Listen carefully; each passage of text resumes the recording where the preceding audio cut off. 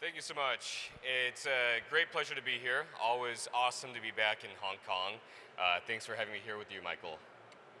Likewise, very nice to have you. And good morning, everyone. Hello. Yeah, so I think we should probably start with some introductions. You want to go first? Absolutely. Hi, everyone. I'm Michael from MTR Lab. So, MTR Lab is a fully owned subsidiary of MTR. For those who don't know what MTR is, we are a humble railway operator based in Hong Kong. Um, so, we are basically tasked to outreach to find great talents, great solutions, great ideas that can help us to transport or commute people from point A to point B, not just safe and reliable, but hopefully also with a bit of a delightfulment. So I'll just pause here. What about you, Thomas?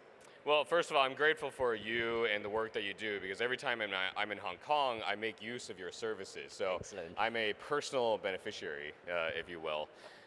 For myself, I'm a venture partner with Headline Asia.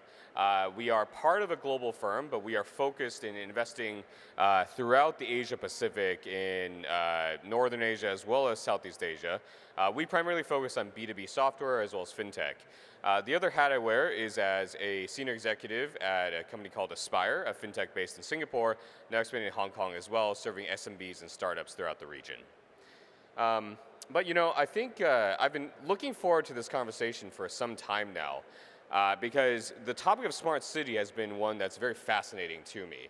It blends together the physical and the digital. I don't want to use the dreadful portmanteau phygital, but it's apparently a thing now. And thinking back to even my days as a student, not going to date myself by telling you how long ago that was, but I remember the use of the term smart city has been going on for decades at this point, and the concept has evolved over time. And I think different people, different organizations will vary in their interpretations of what smart city refers to. So for MTR Lab, what does it actually involve, and how are you yourselves involved with smart city? Oh, great question. Thank you, Thomas. So think about a journey from point A to point B that we are trying to facilitate. But for us, the journey doesn't end when a commuter drop off the train. For us, it's after the train ride, what is the last mile? What if the commuter, our passenger going through the concourse, the station commercial, the shopping mall, or maybe the office atop, or as well as the residential atop. So to us, smart city or even technologies should be implemented that is human needs, prioritizing the human needs. For us, we wanted to find solutions that can remove the friction. So for us, there's basically three principles when we look into smart city, right? It's livability, it's about mobility, it's also about community. So for instance, for livability, it should be it should be a personalized experience without compromising my data privacy. And I shouldn't even realize the technology is there. So that is livability to promote a sustainability lifestyle.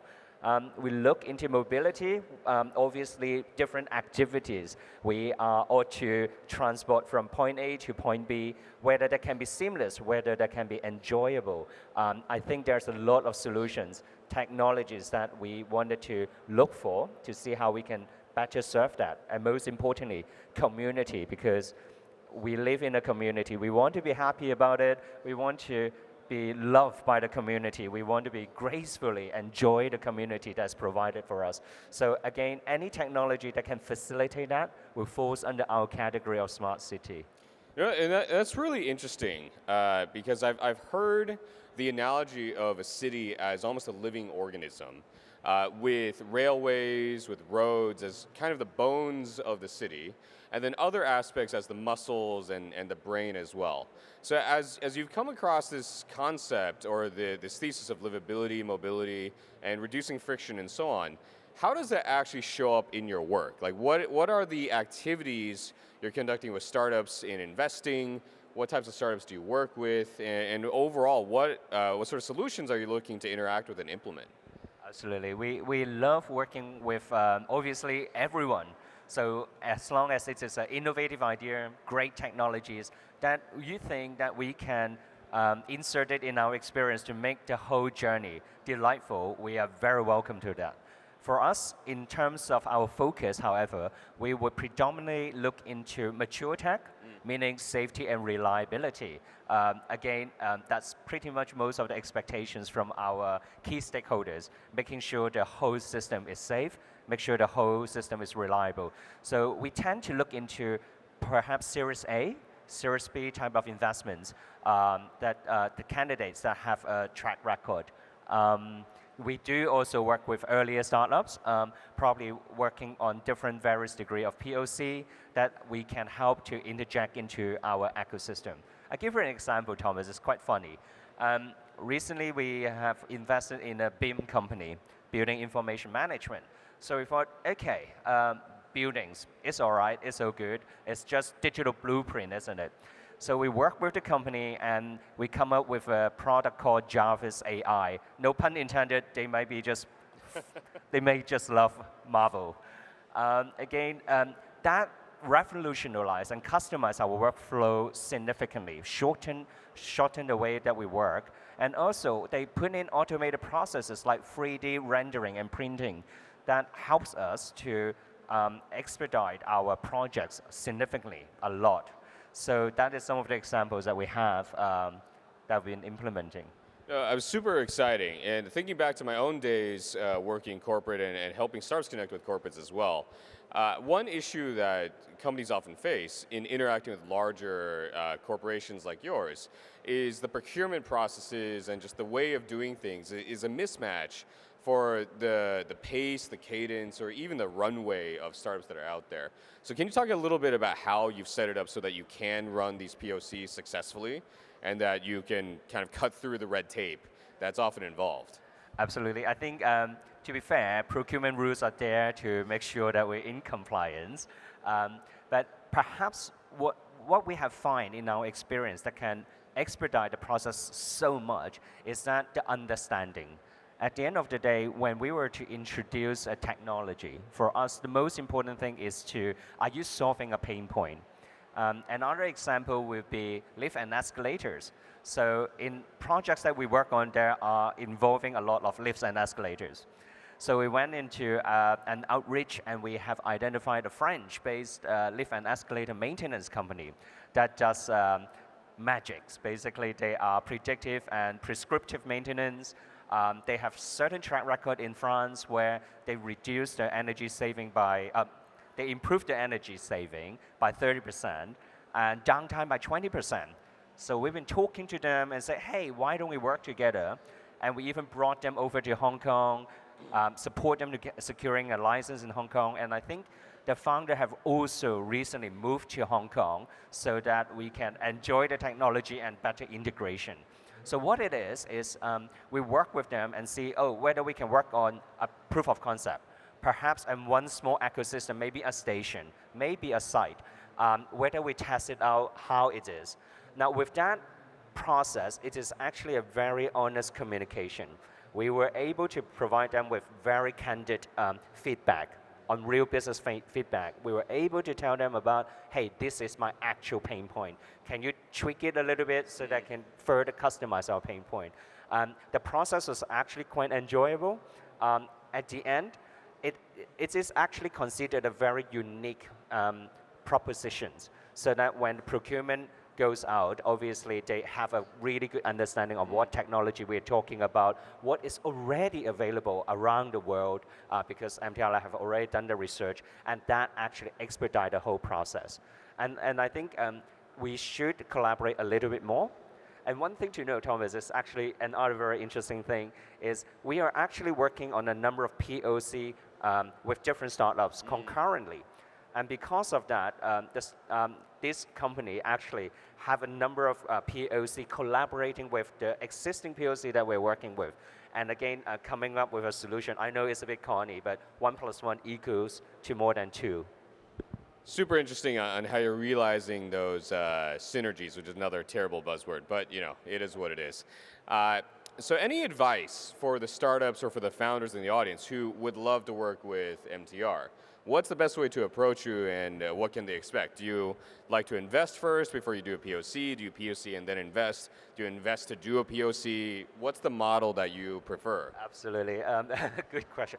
We actually welcome all kinds of collaboration. I need to be cautious here because there might be shareholders. There might be a lot of shareholders around. We do after a reasonable financial return. But everything that we do is not about investment, money, or return. When we approach innovative solutions, a smart cookie, we actually wanted to understand the technology. We wanted to understand how that can apply in our ecosystem. We wanted to specifically work out what sort of pain point that we can work on. And subsequent to that, we will look into, oh, if it is an early stage, no problem. Why don't we work on a POC? Why don't we why don't we test each other out? If the tech is more mature, again, if there are funding needs, if there's further expansion needs, absolutely, we can also look into the investment route. But again, today, I think for most of the startup, most of the great minds out there, maybe money probably not the biggest problem that you are facing. I guess it's really the recognition, it's really the POC, it's really a place that you can showcase your great technology, that you can show it to others, and an opportunity to work in a real life situation that can solve real problems. So for that, we hope that MTR Lab can help in contributing that. I think it's actually a very interesting year. For us, we are passionate, as we look into smart city, a whole range of things, but I see very interesting developments in real tech, e.g. prop tech and construction tech. I see very interesting development in retail tech. I also see interesting things happening in mobility, and perhaps allow me to share a little bit more just as a show. For prop tech, often you wonder, when I wake up, why isn't the coffee is there? Why isn't the curtain open? Now, that happens to me this morning, but thanks to my wife, definitely not because of technology. So how wonderful would it be to alleviate my wife, and hopefully everything just work together. So similar things happen in prop tech and construction tech. There's a lot of fantastic technology, but there's so many different norms. There's so many different standards. They don't talk to each other. The interoperability. So we see with the AI popularity, we see there's actually quite a lot of great developments happening that bulldoze that barrier. So we're very excited in that area. We're also very excited about retail tech. Thomas, maybe a quick example. If you go to a modern eatery, there will be QR code for queuing, there will be QR code for ordering, and there will be, you can do e-payment obviously, just a simple eatery. But nothing beats our love with Kopitan or my favorite Cha Tang. Why is it? They have no technology whatsoever, None. But I feel great. Reason? Well, maybe I've visited them more often that they let me jump the queue. Maybe I can just sit down and do a wing and say, hey, and then they'll go, the usual, Michael? Absolutely. And maybe I can just pay them all at once at the back end. I don't have to worry about them. And when the Cha Tang or Kopitan wanted to incentivize the person that is in the marketing team, looking at all this fragmented data, they weren't able to do it.